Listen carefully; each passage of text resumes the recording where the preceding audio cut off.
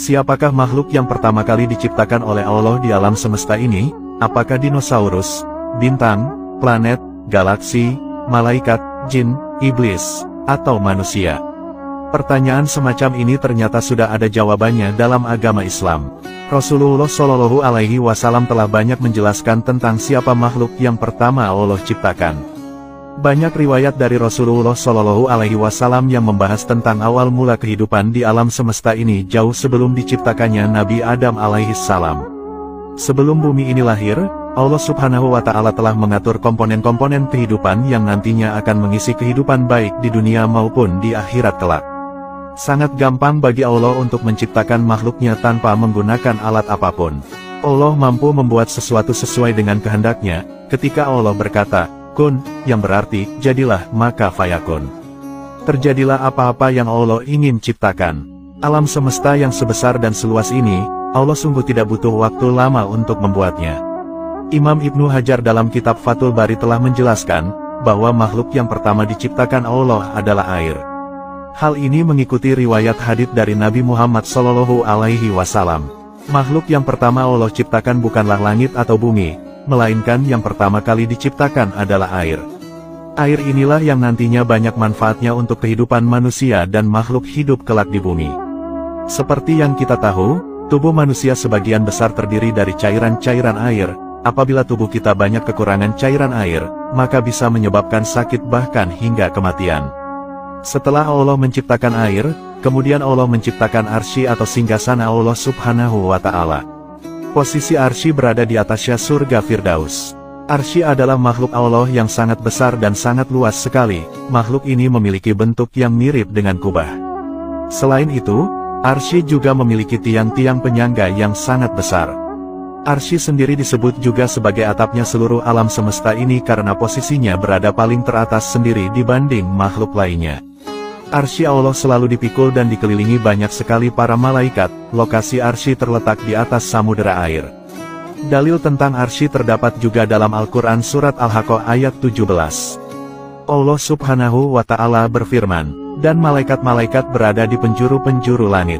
Dan pada hari itu 8 orang malaikat menjunjung arsy Rabb-Mu di atas kepala mereka. Rasulullah Shallallahu Alaihi Wasallam menjelaskan, bahwa material yang digunakan untuk membangun arsy adalah permata zamrud yang berwarna hijau. Selain itu, arsy juga dilengkapi dengan tiang penyangga yang dibuat dari permata yakut yang berwarna merah. Ukuran dan bentuk pasti dari arsy tidak ada yang dapat mengetahuinya kecuali hanya Allah Subhanahu wa Ta'ala. Setelah Allah Subhanahu wa Ta'ala menciptakan air dan arsy, kemudian Allah menciptakan makhluk yang bernama Al-Qalam atau pena. Al-Qalam adalah makhluk besar yang dicipta menjadi pena takdir bagi seluruh makhluk Allah Subhanahu wa Ta'ala. Dari Ubadah bin Al-Samit ia berkata, sesungguhnya aku mendengar Rasulullah Shallallahu Alaihi Wasallam bersabda, bahwa pertama-tama makhluk diciptakan oleh Allah adalah qalam atau pena. Allah berfirman, tulislah. Pena menjawab, apa yang aku tulis? Allah berfirman, tulislah takdir yang telah terjadi dan akan terjadi selamanya, sampai hari kiamat. Allah Subhanahu wa Ta'ala memerintahkan Al-Qalam untuk mencatat hal-hal dan takdir-takdir yang kelak akan terjadi di kehidupan alam semesta ini hingga kelak datangnya hari akhir yakni kiamat. Seluruh informasi takdir manusia semua telah ditulis Al-Qalam di dalam Lauhil Mahfuz. Lauhil Mahfuz adalah lembaran-lembaran kitab yang berisi catatan info lengkap tentang peristiwa kehidupan yang kelak akan terjadi di kehidupan manusia dan alam semesta. Hidup, mati, kaya, miskin, kiamat dan kisah awal zaman hingga akhir zaman lengkap tercatat.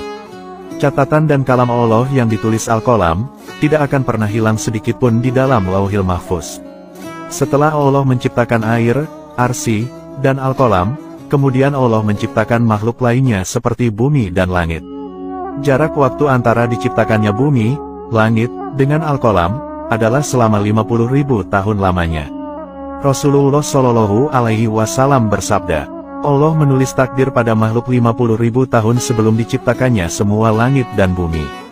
Ia berkata, dan arsy Allah berada di atas air. Hadis riwayat Muslim. Bumi ini kelak akan menjadi tempat para manusia, setan, jin, hewan, tumbuhan, dan makhluk lainnya hidup. Urutan-urutan di atas sesuai dengan hadis Nabi. Rasulullah Shallallahu Alaihi Wasallam bersabda, Allah dahulu tidak ada sesuatu pun selainnya. Arsinya di atas air. Lalu Allah menulis takdir, segala sesuatu di atsiker atau lembaran catatan takdir, kemudian Allah menciptakan langit dan bumi.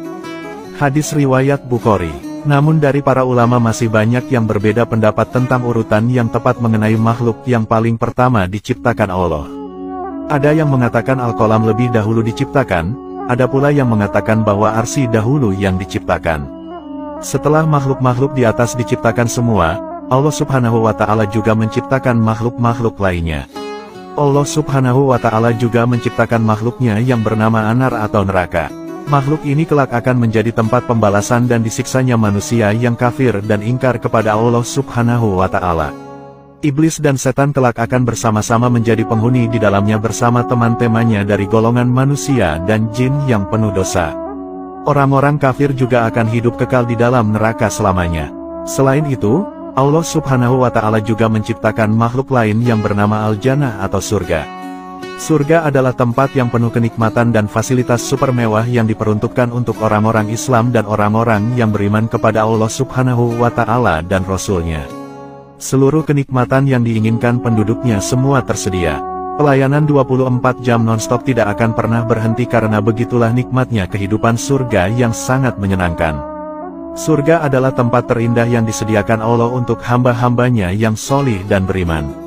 Allah Subhanahu wa Ta'ala juga menciptakan makhluk-makhluknya yang lain seperti cahaya, angin, api, matahari, bulan, bintang-bintang, planet-planet di alam semesta, tata surya, dan lain sebagainya.